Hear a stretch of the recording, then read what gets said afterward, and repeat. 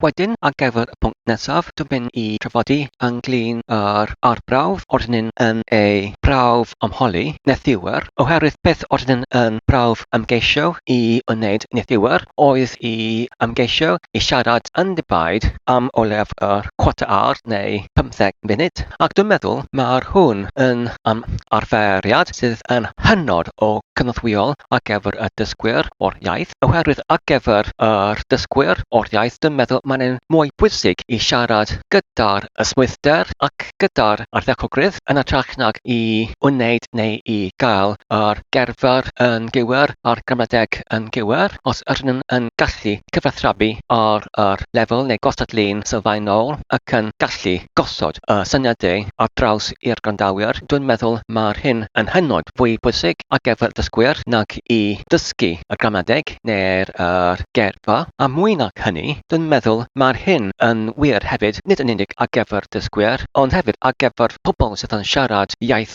yn rhugl. Enghraifft, os ydyn yn cyfathrebu imiwn yn y cyfrwng o Saesnig, yn y gwaith, os ydyn eisiau i cyfathrebu neu i siarad neu sgorsio gyda cwsmeriaid, mae angen i ni i meistroli yr sgil neu'r crefft o'r siarad yn ardderchog ond nid ydy. Os ydyn eisiau i gwerthu rhyw cynhyrchiad ar gyfer y cwmni, mae angen i ni i cyflwyno hwn imiwn yn y temlad ac hefyd yn y cyfrwng ac hefyd yn y cyfathrebiad sydd yn wych ac yn pleserus ac yn cysurus ac yn y blaen ar gyfer yr glodlonhad o'r cwsmer fel a glodlon nhw yn prynu yr cynhyrchiad. Of course, os ydyn yn dysgwr o'r iaith, mae angen ni i gwybod rhyw lefel neu wastadlun o'r gramadeg ac hefyd yr erfer yn y dechreuad. Ond dwi'n meddwl, os ydyn wedi meistroli yr hyn ar yr lefel sylfaenol, dwi'n meddwl nid ydy ei cyn bwysicedd a hynny i gael yr gramadeg a'r gerfer yn hollol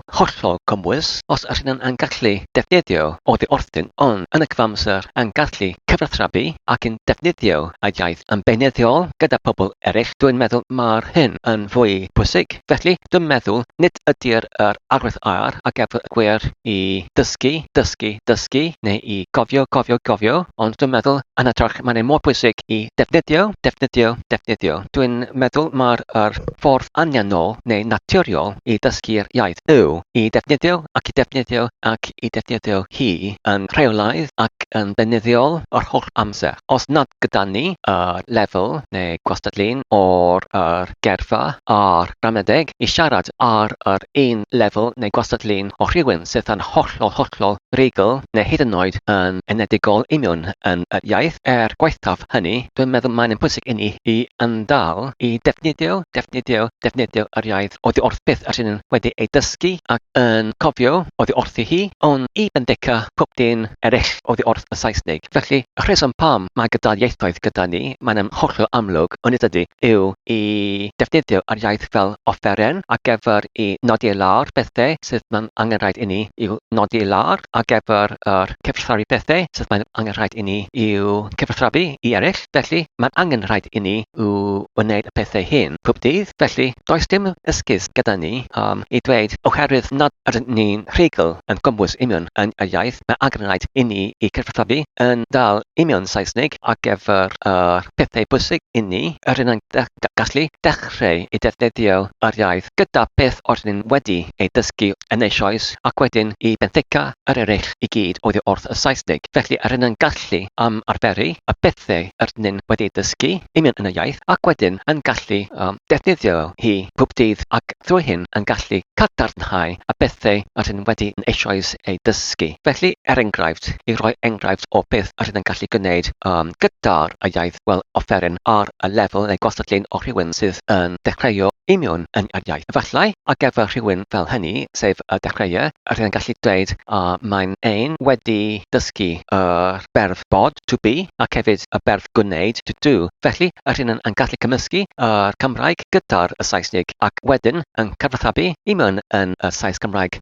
Efallai fel hyn, today ydyn yn want i go i'r market achos ydw i'n want to buy some food ar gyfer kitchen i'r cook something sydd yn nice to eat. Felly, yn enghraifft fan yna, ordyn yn defnyddio berf fel bod imiwn yn Gymraeg ac hefyd arddodiadau fel ar gyfer ac hefyd ac hefyd anglyn ac yn y blaen. Felly, yn enghraifft fan yna, ordyn yn defnyddio berf bod yn y Gymraeg gyda'r arddodiadau hefyd yn y Gymraeg fel arddodiadau'r neu'r ar gyfer. Mae'r rhain yn arddodiadau neu'r preposition sef arddodiadau. Y beth sydd mor rhyfeddol gyda'r Cymraeg yw os ydyn yn siarad gyda rhywun sydd yn gallu siarad Cymraeg, mae'n ein neu hi yn eisoes yn gallu siarad Saesnig hefyd. Felly mae'n mor hawdd i benthycwa yn uniongyrchol oddi wrth Saesnig i mewn i'r sgwrs ac wedyn rydyn yn gallu parhau i defnyddio ar iaith heb unrhyw ofal neu tybiad anglyn ar pa fath o'r raddfa neu lefel neu'r gwastadlun o'r medrusrwydd ydyn yno imiwn yn yr iaith ai yn ddecheuwr neu yn rhagorol neu beth bynnag lefel ydyn ni'n. Wedyn, yma'r pwnc nesaf yn perthnasol i'r pwnc diwethaf, sef yn y pwnc diwethaf, ordyn yn gwybwch anglyn ar sut ordyn ddecheuwr yn prawf ymgeisio i siarad yn ddibaid am 4 awr. Felly, fel esboniad o blaen, dwi'n meddwl mae'r hwn yn arferiad sydd yn hynod o gynorthwyol ar gyfer pobl sydd yn eisiau i gwellhau eu safon o siarad neu llefaru, nid yn unig yn y iaith mae nhw'n ei dysgu sydd yn newydd iddyn nhw, ond hefyd ar gyfer pobl sydd yn rhugl yn y iaith. Dwi'n argymell pobl sydd yn gweithio yn y cyfrwng o Saesnig i wneud yr un peth i arferu i siarad am ddibaid imiwn i rhyw recordiwr, rhyw fath o device sydd yn gallu recordio yr holl sgwrs neu'r llyfariad neu'r araith. Felly i gyflawni o'r holl amcan neu'r bwriad o hwn, mae'n angen i ni i datblygu y crefft meddyliol lle sydd yn gallu ein galluogi ni i gyflawni hyn. Felly, dwi'n wedi gwybod o'r blaen yn y fideoedd blaenorol ynglyn ar technique o'r coeden llefaru neu darlithio lle ydyn yn gallu dychmygu coedwig o coednau ac ar gyfer pwb coeden imiwn yn y coedig. Hynny, mae pwb coeden yn cynrychioli un pwnc sgwrs neu trafod hynodedig. Felly, ar gyfer y poncif o'r coeden, mae gyda ni teitl neu'r pwnc eu hunan ac wedyn allan fel tangynnau yn ystyn o'r poncif, mae gyda ni pwb un is-pwnc neu is-elfen o'r prif pwnc. Felly, pan ordyn yn ceisio neu yn arbrofio i siarad yn ddibaid ddecheuwr ar gyfer am leiaf 4 awr, canfuais i yr oedd y technig hwn yn hynod o ddefnyddiol, ond fel arfariad mae'r hwn yn ddefnyddiol, ond nid yn anghyfredol i fod yn chwilus neu pleserus. Felly, os ydyn yn angen i ymarferu yr ymarferiad hwn yn rheolaidd, efallai yn beneddiol, mae angen i ni o wneud hyn yn rhyw fodd sydd yn chwilus neu pleserus i ni, un atynnu ni neu un denu ni i wneud yr un ymarferiad yn rheolaidd dydd ar ôl dydd. Felly, yn y diwedd, rydyn yn canfod fy hunain yn ymofyn yr cwestiwn a allaf fi yn creu rhyw fath o chwarae allan o'r arfariad hwn, achos os y gallwn, fe fyddai hynny i fod yn hynod o cynorthwyol ac yn chwilus i wneud yn rheolaidd pob dydd, enghraifft. Felly, yn y diwedd, deithio mi i fyny gyda'r chwarae hwn. Dwi ddim neto yn gwybod yr enw ar gyfer y chwarae hwn, ond efallai dwi'n gallu penderfynu ar enw cyn y diwedd o'r pwnc hwn. Felly, y gyntaf cam neu troediad imiwn yn y chwarae hwn yw i dod o hyd o'r flwyddyn imiwn yn ein gorffennol. Felly, rydyn yn gallu gwneud hyn trwy yn habnam yn edrych ar amser yn enwedig ar nifer o funudau ar ôl yr awr ac i dynnu mas y rhif hynny o'r munudau allan o'r nifer o'n oed ni. Enghraifft, os ydyn yn 20 oed, felly, ac mae'n hyn yn 5 munud i'r enghraifft 10 o'r gloch yn y bore. Felly, mae'r amser 55 munud ar ôl yr awr. Felly, ydyn yn tynnu mas 55 oddi wrth 20 neu 40 ac mae'r hwn yn gadael ar nifer -15 neu -15. Felly, i dod o hyd o'r blwyddyn yn ein gorffennol, rydyn yn wedyn yn tynnu 15 oddi wrth y blwyddyn cydredol, sef mae'r blwyddyn hon 2024. Felly, os ydyn yn tynnu mas y 15, mae'r hwn yn gadael yr blwyddyn 2009. Felly, dyma'r blwyddyn ar gyfer rhywun sydd yn 20 oed. Felly, os mae rhywun sydd yn 20 oed, felly os ydyn yn tynnu 55 oddi wrth yr 20, mae'n hyn yn gadael yr -35. Ac wedyn, os ydyn yn tynnu y 35 oddi wrth yr 20, mae'r hyn yn gadael ar yr 1/50. Felly, mae'r hyn yn galluogi ni i dod hyd o'r blwyddyn 2009. Wedyn, y cam neu'r treidiad ar ôl hynny yw i ofyn beth roeddwn ni'n yn gwneud yn y gwaith yn y flwyddyn hynny, sef y flwyddyn 2009. Felly, os ydyn yn myfyriwr ar y pryd hwnnw, sef ydyn er enghraifft yn dal i mewn yn yr ysgol neu'r yn y prifysgol, ydyn yn gallu gofyn beth ydyn yn gwneud yn yr ysgol. Felly, ydyn yn gallu ymadrodd ynglyn ar hynny, sef i ateb y cwestiwn beth ydyn yn gwneud yn y gwaith yn flwyddyn honno, ai yn yr ysgol neu yn gwaith le. Felly, dyma'r ail cam, ac wedyn ynglyn ar y trydydd cam neu'r treidiad, beth ydw i'n canfod pan dwi'n yn sylwi ar y pobl sydd yn siarad i mewn yn y sianeli ar yr YouTube yw. Os ydyn ni'n eisiau i cipio neu i tynnu y sylw o'r cenedlaethfa neu'r gwrandawyr neu gwylwyr, mae angen i ni, nid yn unig i siarad yn ardderchog, ond hefyd i mynegu rhywbeth sydd yn teimladol, ai ydy yn drist neu cyffroes neu hapus neu beth bynnag. Os mae gyda ni yr elfen o'r teimlad i mewn yn yr hanes neu stori neu ymadrodd, mae'r hwn yn gweithio i cipio ac i cadw yr sylwad o'r cenedlaethfa, ac mae'r hyn yn gwneud yr holl profiad o'r gwrando neu gwylio ar y fideo ar yr ymadrodd mor hynod o ddiddorol. Beth ydy'r godrych mater neu'r sylwedd godrych neu'r subject matter? Felly, os mae gyda ni ar gyfer yr ail cam neu ail treidiad, mae angen i ateb yr cwestiwn beth ydyn yn gwneud yn y gwaith i mewn yn y blwyddyn 2009. Wedyn, ar gyfer yr trydydd cam neu trydydd treidiad, ydyn yn gallu gofyn y cwestiwn beth oedd un digwyddiad yn y flwyddyn hon i mewn yn y gwaith 2009 oedd yn doniol. Felly, y cam wedyn yw i ateb y cwestiwn hynny, i roi yr ymadrodd o rhyw digwyddiad oedd yn doniol yn y gwaith neu yn yr ysgol neu brifysgol, os roedd yr person ar fymon hynny yn astudio yn yr ysgol neu yn y brifysgol, ac wedyn i ymadrodd yr digwyddiad oedd yn doniol. Ac wedyn, ar gyfer y pedwerydd cam neu treidiad, ydyn yn gallu gofyn y cwestiwn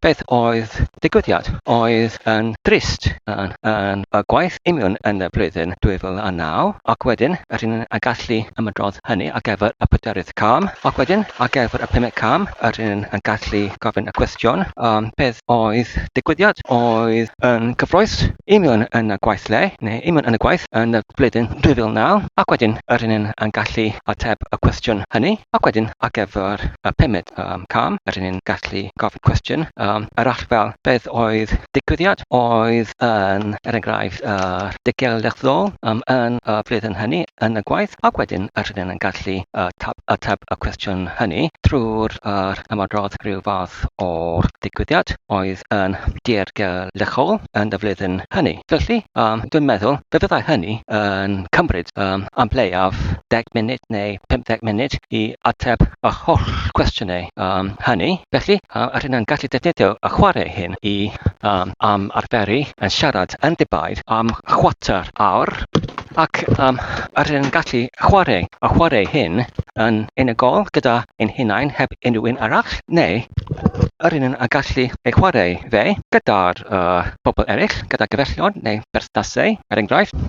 Ond os ydych chi'n berson sydd yn unigol gyda'r dim neb i siarad Cymraeg gyda fe neu hi, felly dwi'n meddwl fe fyddai hyn yn syniadar ar gyfer y personau hyn hefyd. Ac wedyn, os ydych chi'n eisiau i parhau i siarad yn ddibaid am mwy nag 15 munud, ydych chi'n gallu aladrodd o chwarae ac wedyn yn dechrau gyda'r cyntaf cam, sef i dod o hyd o'r flwyddyn rhyw flwyddyn habnam penodedig trwy'r yn edrych ar yr cloch ar yr nifer o'r funudau ar ôl yr awr ac wedyn i dod o hyd o flwyddyn trwy'r yn tynnu mas yr nifer oddi wrth eich oed chi i roi enghraifft arall os ydych chi'n enghraifft 35 oed ac mae'n hyn yn 55 munud ar ôl yr awr, felly 55 munud allan o'r 35 yw 20, felly ar gyfer hyn y fyddyn flwyddyn ac wedyn ar gyfer hyn y fyddai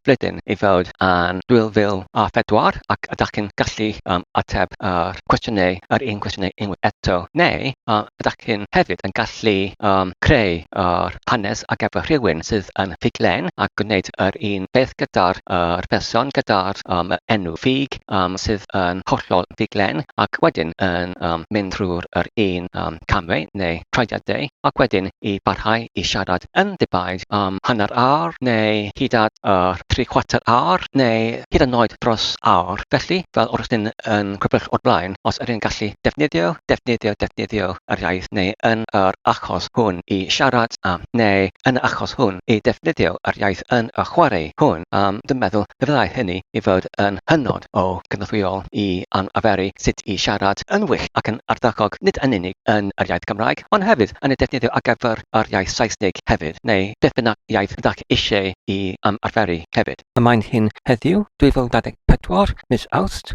yr 11:15. Mae'n hyn yr 8 munud ar 20 wedi 4 gloch yn y prynawn. Dwi'n eisiau i trafod ynglyn â'r pwnc gyda'r teitl chwaraeon areithio neu chwaraeon areithi. Wel, pan ydyn yn dysgu iaith, unrhyw iaith, mae gyda ni yr graddau gwahanol yn ydy neu yr lefelau neu gwastadlinau gwahanol oddi wrth y safon o'r siaradwr yn ydy. Mae gyda ni ar dechreuad y dechreuwyr ac wedyn yn uchod iddyn nhw, mae gyda ni yr canolraddwyr ac wedyn y uwchraddwyr ac wedyn yr rhagorol rhagdwyr ac wedyn yn uchod iddynt, mae gyda ni yr un neu y rhain sydd yn siarad yn rhugl ac wedyn ar y brig ohonynt mae gyda ni y rhain sydd yn siarad yn hollol rhugl, ond pan ydyn yn defnyddio y terminoleg neu y termau rhugl, beth yr ydyn yn ei cyferio ato pan ydyn yn defnyddio y term rhugl? Wel, dwi'n meddwl y gwahaniaeth rhwng rhywun sydd yn siarad yn rhugl, yn hollol rhugl, ac un sydd yn siarad yn rhugl, ond nid yn hollol rhugl, ac un sydd yn siarad yn rhagorol, ac un sydd yn siarad yn ganolraddol, ac un sydd yn siarad ar lefel sylfaenol, ac un sydd yn siarad ar y lefel o'r dechreuwyr yw sut ydyn yn gallu siarad yn hunan symudol heb unrhyw meddwl yn yr iaith. Er enghraifft, os ydyn yn siarad yn rhugl yn Saesnig, felly beth sy'n digwydd yw ydyn dim ond yn dychmygu beth ydyn eisiau i cyfathrebu ac wedyn mae'r geiriau ac hefyd y brawddegau yn dod allan o'n gennau ni heb unrhyw meddwl sut i cynhyrchu y geiriau. Maen nhw'n dim ond yn digwydd yn hunan symudol. Er enghraifft, pan ydyn eisiau i siarad ynglyn ar rhyw pwnc fel ffrwyth, fel afal neu oren, neu beth bynnag ffrwyth, ydyn yn dychmygu y ffrwyth, ydyn yn dychmygu beth ydyn eisiau i ddisgrifio ynglyn â'r ffrwyth.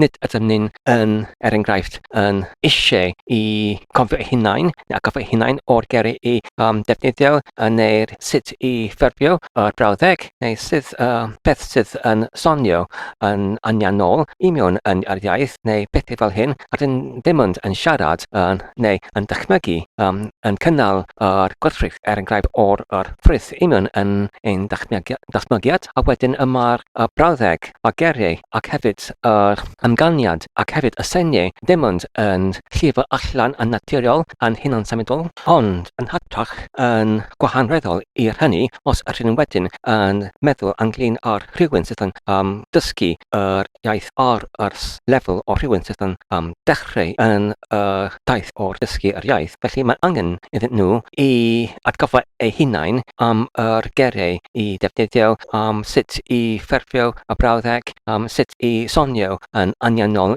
yn siarad union yn iaith. Ac hefyd, mae'r cyflymder o siarad yn arafach, yn cymhorol i'r rhywun sydd yn siarad yn naturiol neu aniannol gyda'r geiriau ac brawddegau yn llifo allan heb unrhyw atreg o gwbl. Oherwydd mae'r dychmygiad sydd yn hollol dwyn o'r llifiad o'r sgwrs. Mae'r dychmygiad sydd yn bwysig i'r siaradwr sydd yn siarad yn rhugl, ond ar gyfer un sydd yn dechreuedig union yn y iaith, mae'n angen iddyn nhw I gweithio bethau mas gyda'r geiriau ac hefyd gramadeg ac yn y blaen. Ac ynglŷn â hynny, dwi'n meddwl y mae'r geiriau gof neu cwff y geiriau sydd yn chwarae elfen pwysig neu cydran pwysig union pan ydyn nhw'n siarad yn rhugl, oherwydd mae'r geiriau wedi rhywsut cofio yr holl symudiadau, y holl temladau o'r symudiad o'r geiriau I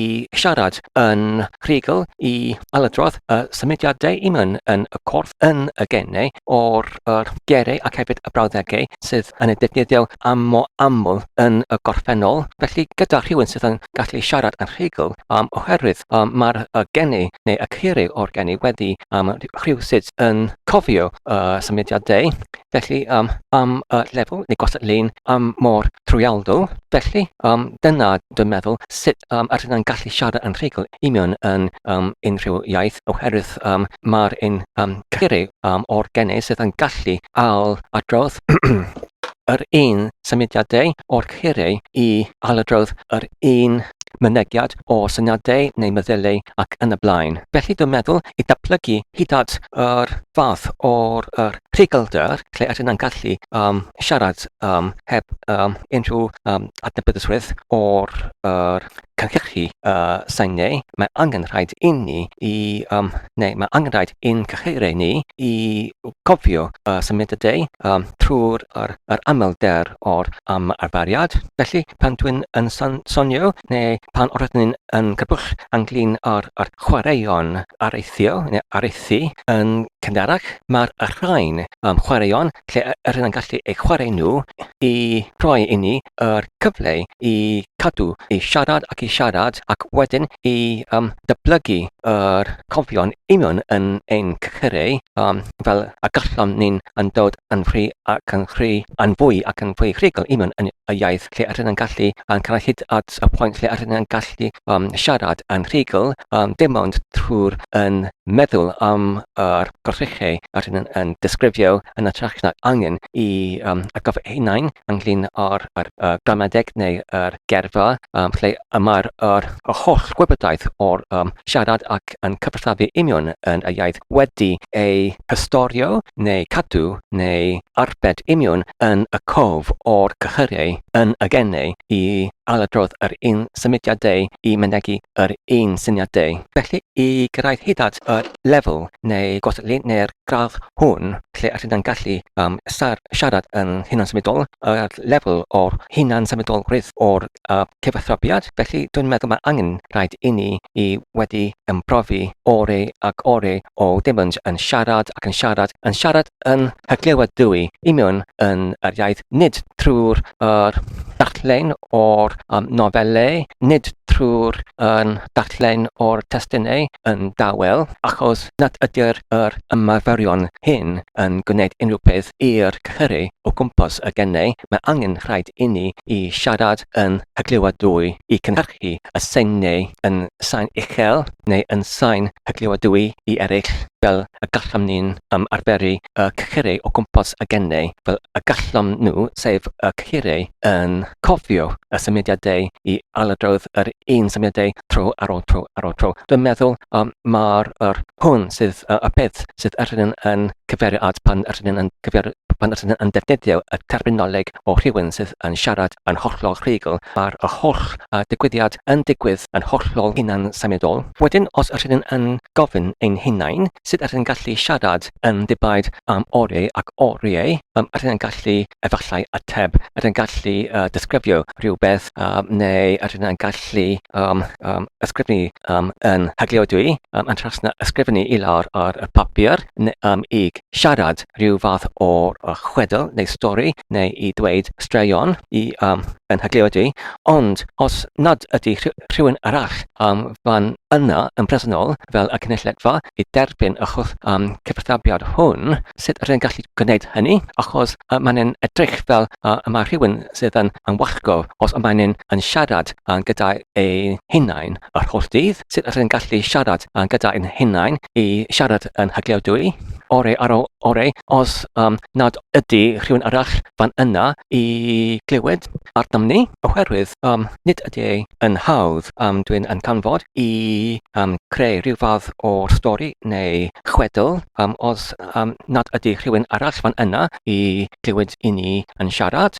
Nid ydy ei mor hawdd i efallai i siarad gyda ein hunain unrhyw arall i ateb i ni. Mae'n hynod o anodd dwi'n yn canfod i cynnal rhyw fath o amddidan neu sgwrs gyda'r fy hunain enghraifft, achos mae'r hynny rhywbeth sydd yn diflas i'w wneud, achos rydyn yn gwybod beth y fyddem ni'n yn ateb os rydyn eisiau i ofyn rhyw fath o cwestiwn un hunain. Felly os rydyn yn berson sydd yn unigol heb unrhyw arall i cyfathrebu yn yr iaith Cymraeg trwy'r dydd, wedyn sut i treulio ore ac ore i siarad yn yr iaith ac i cyrraedd hyd at lefel neu'r gwastatglyn lle rydyn yn gallu cyfathrebu i mewn yn yr iaith ac i fynegu ein hunain yn hollol hunan symudol. Wel, rydyn gallu gwneud hyn trwy chwarae yr chwaraeon areithio hyn, neu rydyn gallu galw nhw rhywbeth arall gyda enw arall fel enghraifft solitêr, areithio, neu'r chwaraeon unigolion areithio, ond mae'r chwaraeon hyn yn ei cynlluniwyd i galluogi yr person unigol i treulio oriau yn siarad yn ddibaid fel chwarae ac wedyn i datblygu cychyrau i siarad yn hollol yn rhugl yn hunan symudol. Wel, sut rydyn gallu chwarae yr gêm solitêr areithio hwn? Wel, dwi'n wedi ermygu neu dyfeisio amrywaith ohonynt. Mae'r gar Cymreictod ermygu, y gar Cymreictod ar gyfer y gar i dyfeisio, ac maen nhw'n cael ei sillafu ac y. Felly dwi'n wedi ermygu amrywaith o'r chwaraeon areithio hyn. Mae gyda nhw amrywaith o'r rheolau i roi amrywaith o adloniant i'r chwaraewr sydd yn chwarae fel unigolyn heb yr angen ar gyfer unrhyw un arall i chwarae gyda fe neu hi. Felly yr amcan i mewn yn y gêm neu'r chwarae yw i siarad yn ddibaid ysbail o'r amser. Felly yr amcan o'r chwarae neu'r gêm yw ar gyfer y chwaraewr i siarad heb unrhyw pestrisiad neu unrhyw ysbaid ysbail o'r amser, efallai neu enghraifft ar gwastatglyn neu lefel o rhywun sydd yn dechrau yn siarad i mewn yn y gêm fan yma, rydyn yn gallu gosod yr hyd o'r 15 munud ar gyfer rhywun sydd yn eisiau i dechrau chwarae yr gêm hwn, sef mae'r chwarae'r angen i siarad heb unrhyw petrisiad ac heb unrhyw seibiad am lleiaf 15 munud. Ac felly, os mae'n yn dod rhywun sydd yn fwy profiadol i mewn yn y gêm fan yma, mae'n gallu, enghraifft, siarad am hanner awr heb unrhyw seibiad neu unrhyw petrisiad. Felly, yn un amrywolyn o'r gêm neu chwarae fan yma, rydyn yn gallu rhoi yr enw i'r amrywolyn rhywbeth fel i areithio neu i siarad ynglyn â'r bleddyn gwaith. Felly, ar gyfer hyn, mae angen i ni rhywsut yn hapnam i dod o hyd o'r rhyw bleddyn penodedig oddi wrth y gorffennol. Felly, rydyn yn gallu cyrraedd hyd at y bleddyn yna penodedig trwy enghraifft yn edrych ar yr gloch neu'r watch, a wedyn i gwybod neu i canfod yr rhif o'r munud ar ôl yr awr neu i'r awr nesaf, ac wedyn trwy hynny i dynnu mas y rhif hwn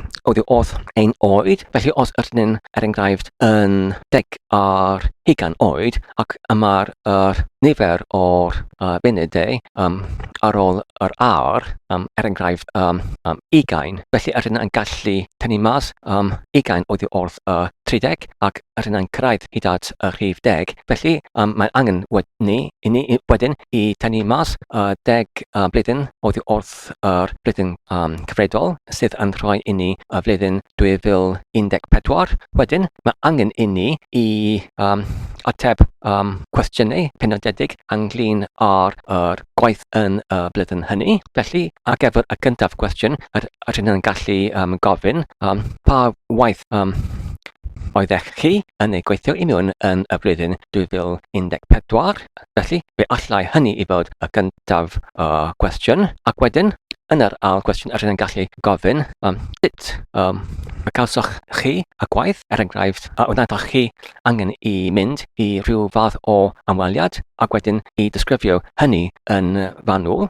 Ac ar gyfer trydydd, pedwaredd a pymyd cwestiwn, rydyn yn gallu gofyn rhywbeth fel beth oedd rhywbeth oedd yn doniol neu ddiethyr ynglyn â'r gwaith, ac hefyd beth oedd rhywbeth oedd yn ddiflas ynglyn â'r gwaith, a beth oedd rhywbeth oedd yn cyfroes ynglyn â'r gwaith. Felly, pan rydyn yn ateb i'r cwestiynau hynny, rydyn yn gallu disgyn mwy a mwy i mewn i'r manylion ynglyn â'r gwaith pan ydyn yn siarad. Felly mae'n angen i ni i siarad heb unrhyw patrisiad ac heb unrhyw sebiad o leiaf 15 munud. Felly rydyn yn gallu disgyn cyn gymaint ac rydyn eisiau i cyrraedd hyd at yr 15 munud o siarad yn ddibaid. Felly dyma'r un enghraifft o'r chwaraeon areithio neu solitêr areithio gyda'r enw siarad blwyddyn waith. Yr ail amrywolyn o'r chwaraeon areithio neu'r solitêr areithio yw gyda'r enw dysgynell o'r awyren. A sut rydyn yn gallu chwarae hwn yw rydyn yn gallu dychmygu ei hunain yn parasiwtio. Felly beth ydy'r gair Cymreigdod ac efo parasiwtio? Mae hwn yn disgyn gyda nell ar terfyniad. Rydyn yn gallu dychmygu ei hunain yn nedio allan o'r arwen gyda'r disgynell, yn disgynellio i lawr uwchben rhyw tref neu dinas. Enghraifft, rydyn yn gallu dychmygu ei hunain yn disgynellio uwchben Cardiff neu Abertawe neu Gaernarfon neu Aberystwyth neu Caerfyrddin neu unrhyw tref neu dinas arall fel Llundain neu Efrog Newydd neu unrhyw lle ar y byd. Ac wedyn pan rydyn yn disgyn yn araf uwchben lle honno, rydyn yn gallu disgrifio yn manwl pethau sydd yn digwydd. Enghraifft, rydyn yn gallu disgrifio yr ystrydoedd, y manylion o pethau sydd yn digwydd yn yr ystrydoedd. Rydyn yn gallu disgrifio yn fanwl pobl sydd yn cerdded ar y palmantau. Rydyn yn gallu disgrifio yn fanwl ceir ac hefyd traffig neu tramwyaidd, ac hefyd os ydy pa faint y gloc ydy rhyw fath o'r llost tramwyaidd neu traffic tailback ac yn y blaen. Ac hefyd yn gallu disgrifio pob un o'r siopau yn y stryd a beth sy'n digwydd i mewn yn pob un o'r siopau ac yn y blaen hyd at rydyn ni cyrraedd at amser o 15 munud yn siarad heb unrhyw patrisiad neu unrhyw sebiad i mewn yn yr araith. Felly, os rydyn yn unigolyn ac rydyn eisiau i treulio orau ac orau yn siarad gyda ein gilydd heb unrhyw un arall, os nad ydy unrhyw un arall presennol sydd yn gallu siarad Cymraeg, felly rydyn yn gallu chwarae solitêr gemau fel hyn, a thrwy hyn rydyn yn gallu datblygu yr cofion o'r symudiadau i mewn yn ein cychurau o'r mynegiadau i mewn yn yr iaith. Ac wedyn, thrwy hynny, rydyn yn gallu cynyddu ac yn cynyddu safon o'r rhugl yn ein siarad pob dydd. Felly ar y pwynt hwn, dwi'n meddwl mae'r fideo hwn yn digon hir. Felly dyma'r rhanbarth lle rydyn yn gallu rhywbeth ynglyn â'r amrywaith o eriau. Yn gyntaf mae gyda ni gair al-adaliad. Felly os rydyn eisiau i dweud retaliation, felly mae gyda ni al-adaliad. Os rydyn i dweud rydyn yn desire neu lust after rhywbeth, felly mae gyda ni gair chwanti. Chwanti, chwanti. Os rydyn eisiau i dweud mae rhywbeth yn nauseating, mae gyda ni gair gloi synedig, gloi-synedig,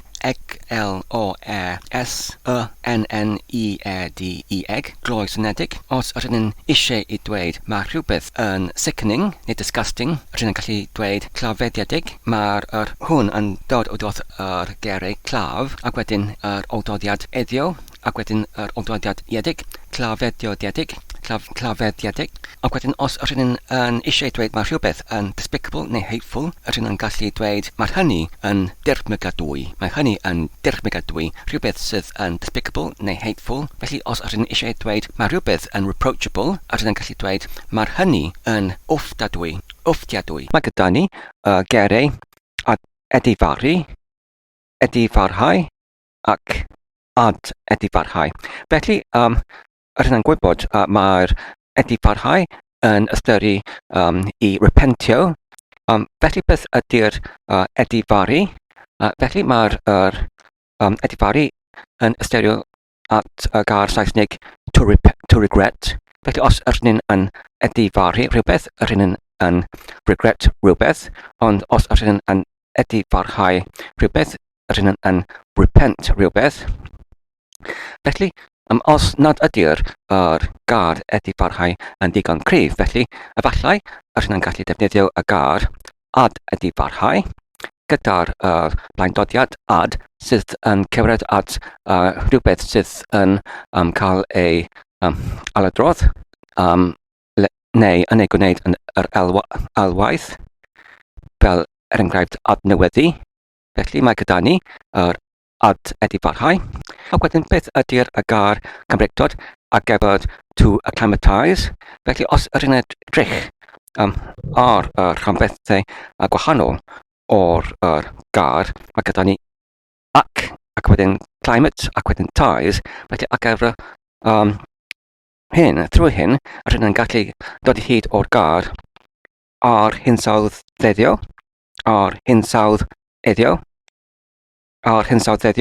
to acclimatise. Felly, beth ydy'r gair Cymreictod ar gyfer to desensitise?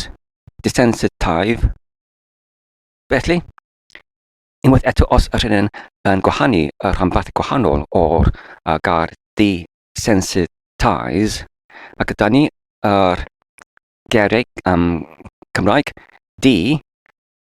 synhwyrol eddio. Felly mae gyda ni synhwyrol eddio i ystyru am y gair to desensitise. Felly os rydyn eisiau i garnish rhywbeth, felly dwi'n meddwl y gair Cymreictod yn y geiriadur yw garnisio, ac wedyn ynglyn â'r gair Cymreictod ar gyfer y gair Saesnig peg, p-e-eg, a gyda ni y gair pillyn. Mae'r bri yn ystyru rhywbeth sydd yn uchel, bri. Mae llith sydd yn ystyru rhywbeth sydd yn wan. Felly os mae gyda ni rhywbeth sydd yn dilydd, mae'r hynny rhywbeth sydd yn cryf neu ddim yn wan. Os yn eisiau i dweud infiltrate, felly mae'n gallu defnyddio y gair mewn hydleiddio neu mewn hydleiddio. Felly os rydyn eisiau i dweud onomatopoeic, felly mae'r gyntaf rhanbarth o gair onomato yn cyfeirio at yr gair enw, oherwydd mae'r yn yr Groeg hynafol, mae'r onomato yn cyfeirio at enw, ac wedyn mae'r oldodiad pia neu pieg yn cyfeirio at yr gair i wneud. Felly os rydyn yn dweud onomatopoeic, rydyn yn gallu cyfeirio y rhanbarthau i'r enw wnaiediedig, enw wnaiediedig, enw wnaiediedig. Beth ydy'r ystyr o'r gair hialu? H-I-A-L-U. Felly mae'r hwn yn cyfer at os ydyn eisiau i atal rhywbeth neu i blocio rhywbeth, ydyn yn hialu rhywbeth. Os ydyn eisiau i dweud to acquit rhywun, sut i wneud hynny? Felly ydyn yn gallu dweud, enghraifft, roedd rhywun yn ei canfod yn ddieuog, ond efallai os ydyn eisiau i gyfieithu yn llythrennol oddi wrth y Saesnig, ydyn yn gallu efallai dweud ad amadal, roedd rhywun wedi ei ad amadal, oherwydd mae'r blaendodiad ac yn gyfieithu i ad, oherwydd mae'r blaendodiad ac a ec yn y Saesnig yn cyfeirio at syniad o'r i mynd tuag at rhywbeth. Ac wedyn mae'r oddodiad neu o ranbarth o'r gair acquit neu quit sydd yn cyfeirio at yr ystyr o amadal. Felly, ad amadal, to acquit. Felly dyna ni gyd a gefnal yn y fideo hwn. Diolch yn fawr am eich gwylio. Dwi'n gobeithio ydych chi'n wedi mwynhau ac yn y darllenfod yn ddefnyddiol. Tan y tro nesaf, cadwch saff ac yn iach a hwyl.